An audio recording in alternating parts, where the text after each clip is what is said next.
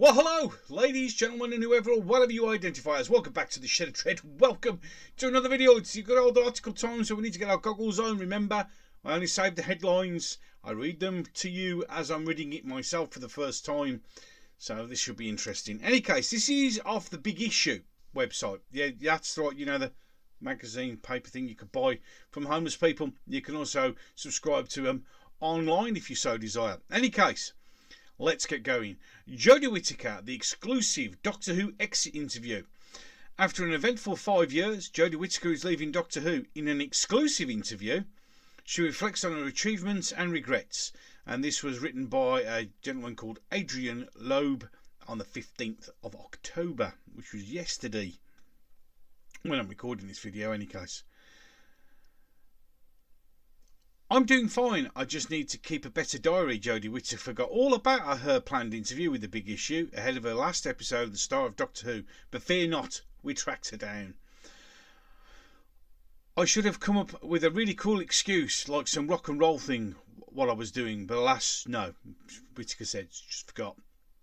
Because I'm sure her diary's so packed.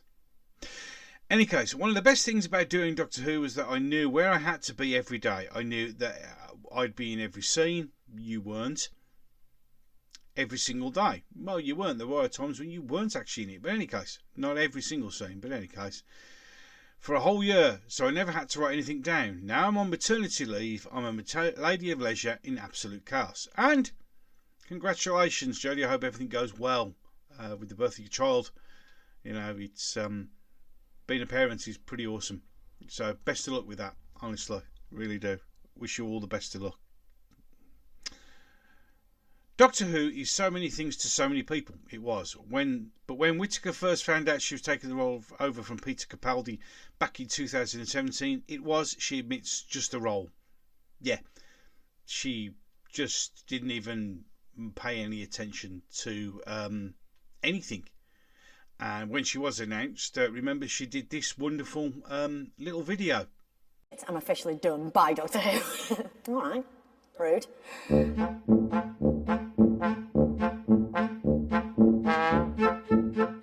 Gutted you've sold out to the PC squad, and I'm female.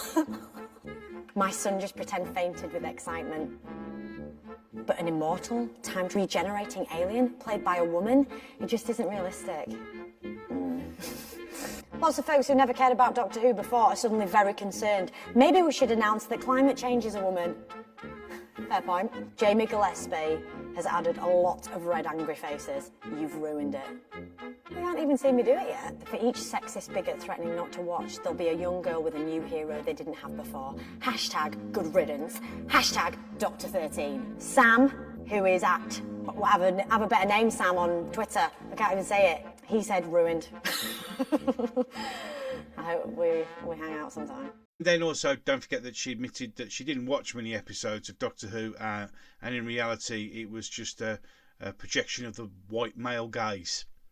You know, and this is all before she'd even started. So, endearing herself to the fans, no end. But nevertheless, the Doctor was just the latest role in a fine career that began in earnest with Venus opposite Peter O'Toole in 2006, continued by the brilliant contrasted performance in The Night Watch for the BBC and the cult film Attack the Block. She got a small bit part. Before a central role in Broadchurch, which came the most talked about TV show in 2013, which it did. It really did. It really did. Whittaker knows better now. It's much more than a role. It's a whole world, and it's the most exciting world to be in. But you'd already done the damage. Instead of just keeping your mouth shut, yeah, and just getting on with it, and then you would have understood like you apparently do now, which I don't think you. I think this is just you saying it. But if you did wait and understand and see how the world of Doctor Who really is, instead of it just being a role to you, then perhaps things would have turned out differently. Just saying, Jodie, just saying. After an eventful 5 years for Whittaker, for Doctor Who and for the wider world, she's leaving the series, and that makes this the exit interview. When Jodie Whittaker talked to the Big Issue ahead of her debut episode in The Woman Who Fell to Earth, she said, "Inclusivity and hope. That's what I want to bring to Doctor Who." Yeah, you brought it. There was no hope and no, your inclusivity was there. Unfortunately, that inclusivity didn't include over 16 million people in the audience, which is how many you lost from when you started to when the episode before you finished. This one's coming up. We'll talk about that at the end. So it feels right to ask her how she feels, how she fared on these key metrics. I suppose I can't take much credit for most of it because it was down to the writing, which was the biggest problem in this series of Doctor Who. This iteration of the Doctor, which is the thing that most people did actually complain about, even though everybody who didn't bother to read that or pay any attention to it clearly just thought it was as attacking Jodie Whittaker, which it wasn't. Although, to be fair, not the greatest actor to do the role. But in any case, I should carry on. But what the overriding feeling for the Doctor I wanted to bring, and I feel I was given the opportunity, and that this show at this time represent everything I wanted it to be. Poor, awful, badly written, badly acted by the vast majority of people who are in it. I mean, when the Doctor has been overshadowed by guest stars. Yeah. Whittaker's opening series took on big moments in history. Demons of the Punjab, a history lesson about the partition of India, which it wasn't. It was a very one-sided viewpoint of this partition of India, and there'll be a link to a video. Vijit, sorry if I said your name wrong. She did two fantastic videos on what was wrong with that. A reminder of the death toll, the refugee crisis that followed, and the intense personal journey for Yaz. Yaz had the opportunity to play a Muslim, but it didn't. And one of the better episodes of recent years. It really wasn't. Similarly, Rosa, oh God, saw the Doctor and her squad witness and safeguarding a pivotal moment in history. Predictably, accusation of so-called wokery followed, as though being loudly, proudly anti-racist in some way was controversial. No, that's not what it was. Again, let me guess you're going to turn it that way. The simple truth of the matter is, the story of Rosa Parks was done poorly. Yet again, just like the Demons of the Punjab, the two you're quoting were opportunities to do something good, and in reality, we just turned it into blame the white guy instead of getting it on. But you carry on with your wokeness. Whichever angle you look at it, racism is horrific and wrong. To me, that's not political. That's fact. Well, you're right. I won't argue with that. Unfortunately, no one else sees it like that, and everybody sees it completely as a political issue. Yes, and racism is wrong in all of its forms, not the cherry-picked ones that some people wish to go for. There is racism in every skin colour to every other skin colour. So, it was an amazing story to bring to a younger generation who might not have done it at school and might not know who Rosa Parks is, but not the details of which you completely fucked up. You didn't do it very well. You never want to appear as if the Doctor is getting credit for something that has been nothing to do with them. It's actually real people in history, but Rosa felt very special to us all. Yeah, because you were expecting that awesome moment and it never came, did it? Because it got universally panned. There was plenty of hope in Jodie Whittaker's first series finale, The Battle of Ranskov Avkaslos, which of course even Chris Chibnall said he wrote it rushed and he's really embarrassed by it. As for a favourite moment of the time in the TARDIS, Whittaker selects the Doctor's inspirational monologue from that episode. None of us know for sure what's out there. That's why we keep looking. Keep your faith. Travel hopefully. The universe will surprise you constantly. Which literally all of Jodie's speeches, and because they were never delivered with gravitas or emotion, it was very much fourth wall breaking rubbish. It didn't sink in.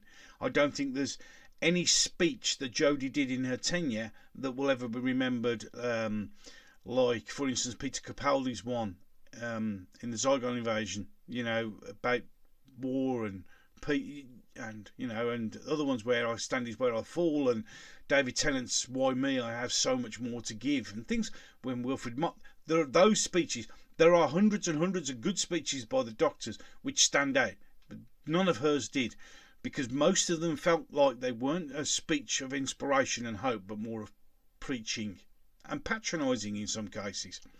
It sums everything about Doctor Who, and it was delivered beautifully. It really wasn't.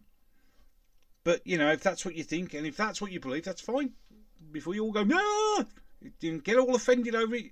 You enjoyed this. I have said it constantly, and I will keep saying it, even when this series is into the mists of time.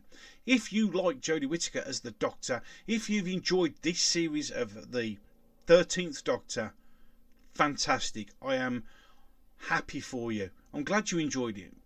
Because if it wasn't for the last remaining few of you who actually did enjoy it, it'd probably be cancelled now. Although, to be fair, if it wasn't for Russell T Davies coming to save it, and I'll take that through gritted teeth, it would have been cancelled. But in any case, I shall continue. It was a beautiful speech, bookend with the travel hopefully. I love that idea that the universe is just there for the taking. Okay, says Whittaker. As humans, let's live like that. We are limited to the adventures on Earth at the moment, but who knows, in 20 years we'll still be here. And if not, metaphorically reach for it. Travel with open-heartedness. This human race never does anything with open-heartedness. Some may, some don't. Jodie Whittaker wears her art on the sleeve, and there's all her interaction only magnified on the screen, really. In real life, you know, you've met me a few times, and I can be quite fidgety and a bit maniac. And those are all things I've often had to rein in to find the natural stillness in the character I play. Really? Manic? Yeah? Fidgety?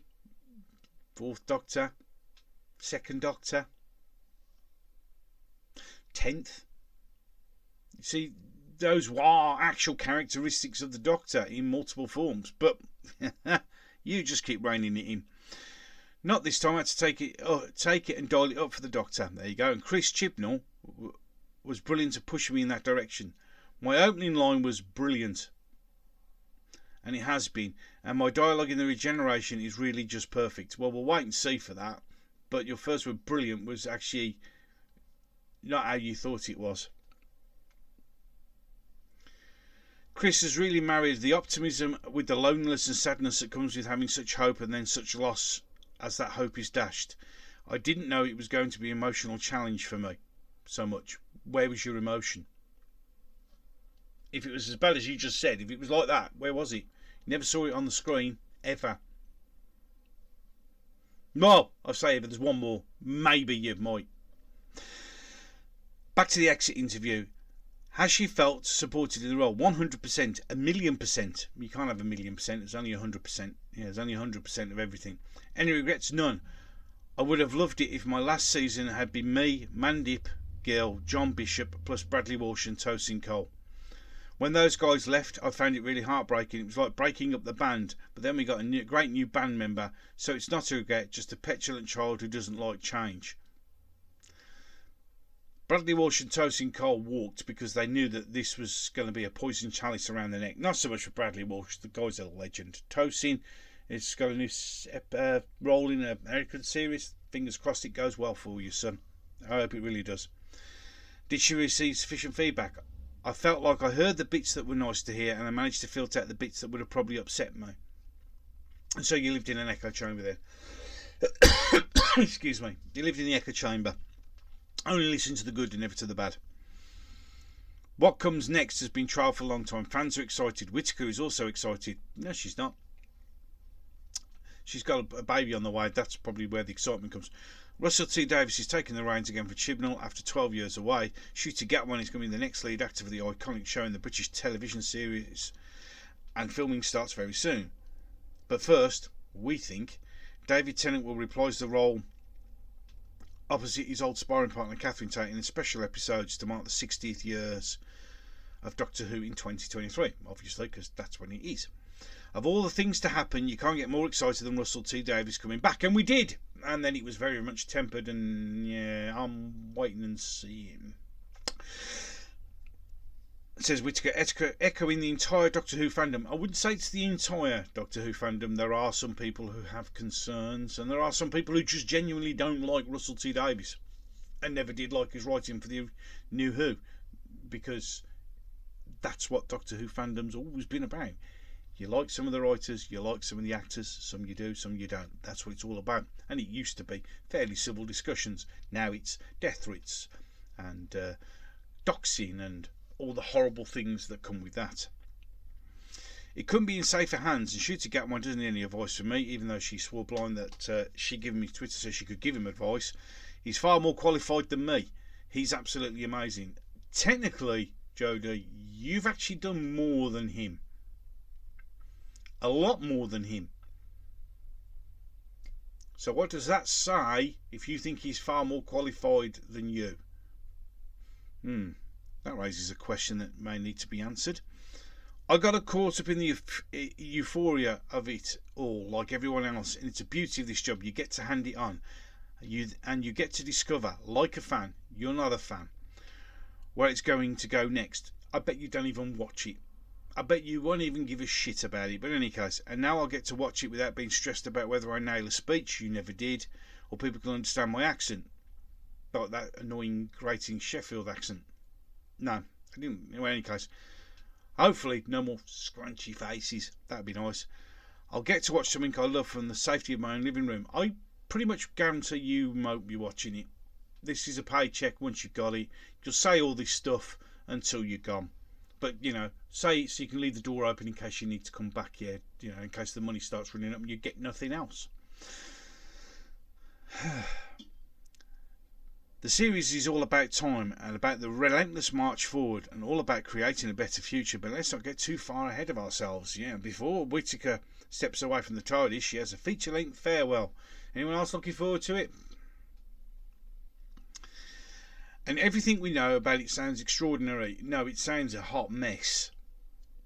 Too much going on, I think. And the thing is, we have experiences quite a lot of times with Chibnall and his version of Doctor Who's, when he gets too much going on, he forgets stuff and just ignores it and it just runs away. And then, he never... I mean, we still haven't had half the universe repaired or replaced yet, have we? Forgot about that, did you, Chris? Unless, of course, you're going to do it in this one, which I doubt. But in any case, and it is customary and correct, we are able to share very little about the power of the Doctor. There will be Daleks. Yeah, there will be Cybermen. There will be Sacha Dhawan returning as the Doctor's ultimate nemesis, the Master. I do like him as the Master, I won't lie. We will also witness the return of Janet Fielding and Sophie Aldred, as beloved companions Tegan and Ace. Let's just hope they're not in love with each other.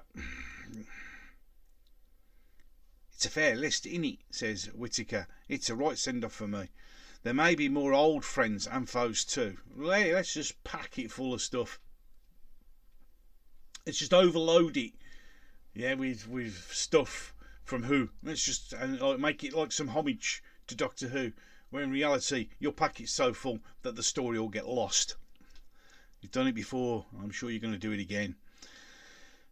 Don't get us started the final scenes between Doctor and Yaz. Last scene sitting on a beach, a rare moment of stillness amid the manic energy of Whittaker's era, really, discussing the impossibility of a relationship. There is not one.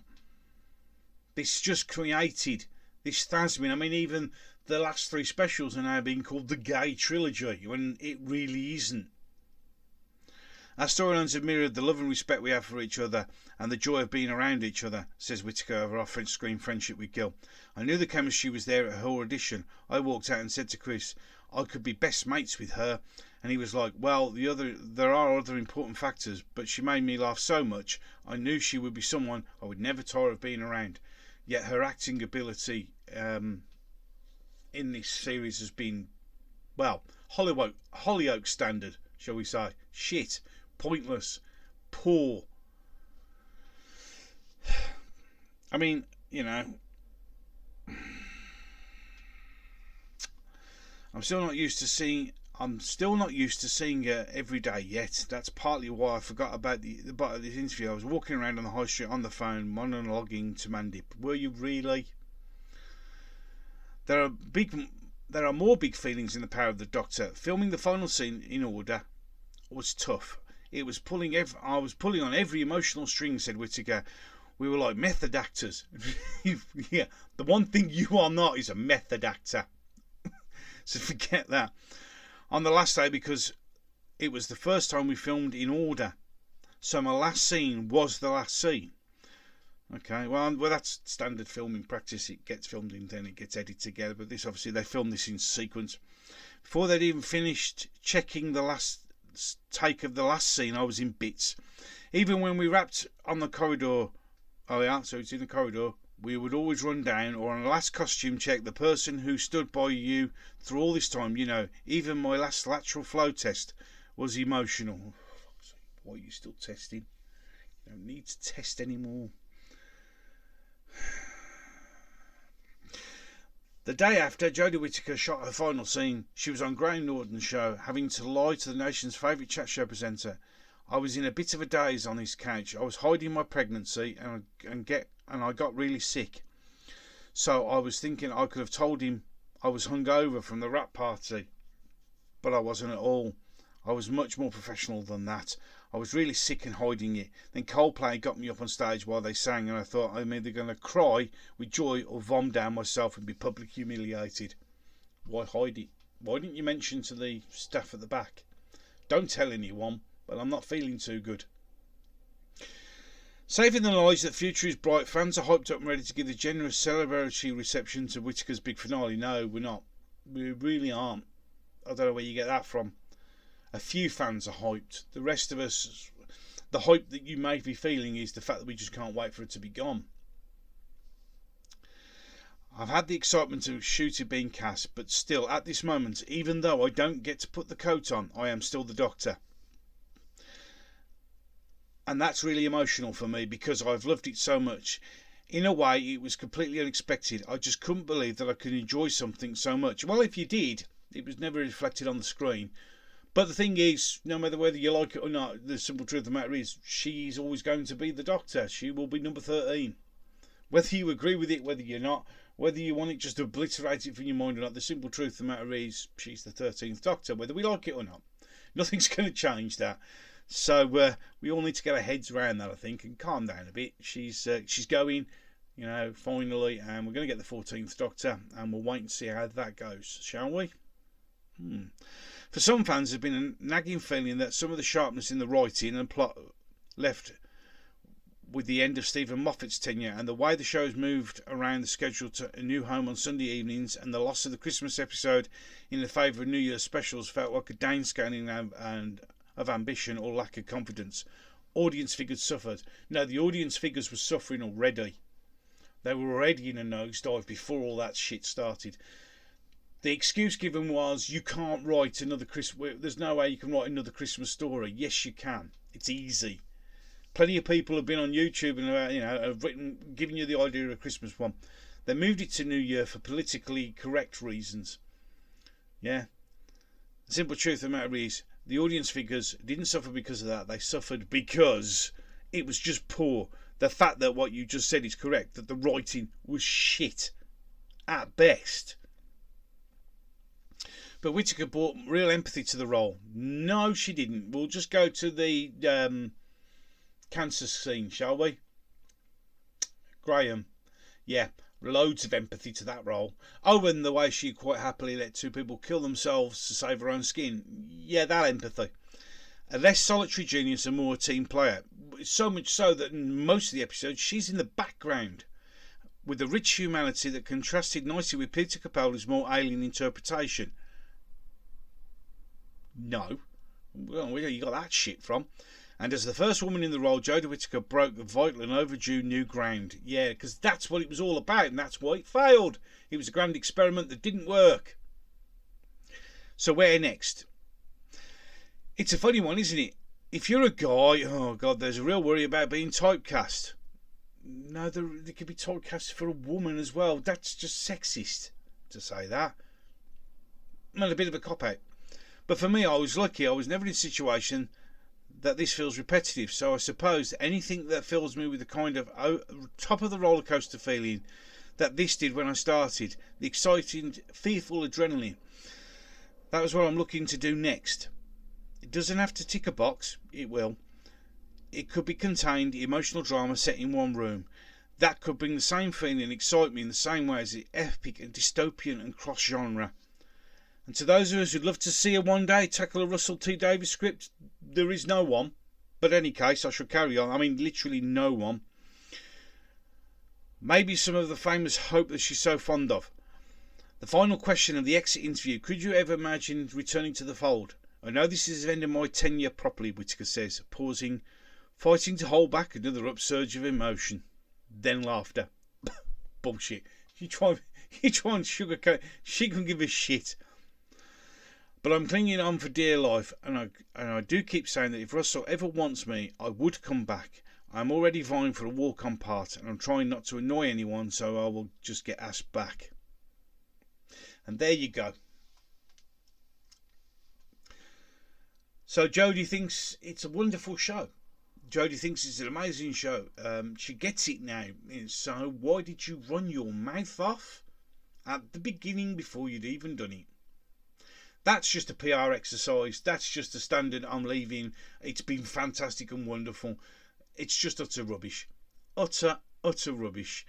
No one wants you back. And I don't think you will come back. And we'll need to bring the video to a close on some more sort of conciliatory statements, because there's far too much hate going on at the moment. Jodie Whittaker is going to be the 13th Doctor now, forever, in the canon, the history books. You can pretend to ignore it, you can want to ignore it, but the simple truth of the matter is she's going to be there, whether we like it or not. Me personally, I'd rather she's not, but she is. So we need to get on with that. She was the 13th Doctor for all our sins. She's pregnant and expecting a child, and as I've said, I will always attack performances and writing, but I'll never attack the actor, because I don't know them, I've never met them, I've never sat down and had a chat with them, so I wouldn't know them. So I never attack the person, and if she's pregnant and a child's coming, I do, as I said earlier on the video, wish her the best of luck. There's nothing better than becoming a parent, and also if she's pregnant, my wife's had 7, so I know the emotions and the trauma and the anxiety and the pain and everything else that's coming with it. So I do wish her and her partner the very best of luck in all of that. So we're now coming to the end, the power of the Doctor. I'm going to ask for all of you in the comment section to this particular video to let me know what you reckon the viewing figures are going to be. Me personally, I'm saying 4.1, but the vast majority of that will be near the end of the episode, where people tune in to see her regenerate. So we'll be lucky if it makes 4 million. I hope it doesn't go down below 2 million, because that would be, I don't think it will, because there's the regeneration in this particular one. There will be an uptick near the end of the show, I can guarantee you that. But you let me know what you think, and anything else you thought about this particular interview. There's a comment section down below, right there. You know what to do. You let me know what you think. There's no right, there's no wrong. You just tell me what you're genuinely thinking, and as long as it doesn't get stupid and break rules and such things, all good. If you enjoyed this video, as it says at the bottom here, you could like, share and subscribe. The liking and the sharing increases the analytics, the algorithm for YouTube, which means more people get aware of my videos, and subscribing just means that you're an awesome human being, and I'm glad to have you on board, because it really does mean a lot to me that when people subscribe, it really genuinely does. But I'm not telling you what to do, because that's wrong. Now, if you have subscribed, next to that you'll see a bell. You ding the bell, select it to all, and you will then get notifications. Fingers crossed, never know when it's going to happen. Sometimes it does, sometimes it doesn't. Sometimes it's 2 or 3 weeks later. You should get a notification sometime along the line that I've done another video. And with that, and as always, and until the next one, ladies and gentlemen, remember, this is my humble opinion, and what the hell do I know? I'm just a fat guy sitting in the shed surrounded by his toys. And with that, I'm going to love you and leave you. Thank you for spending some moments of your time, your precious time, watching my video, and I shall look forward to catching you in the next one.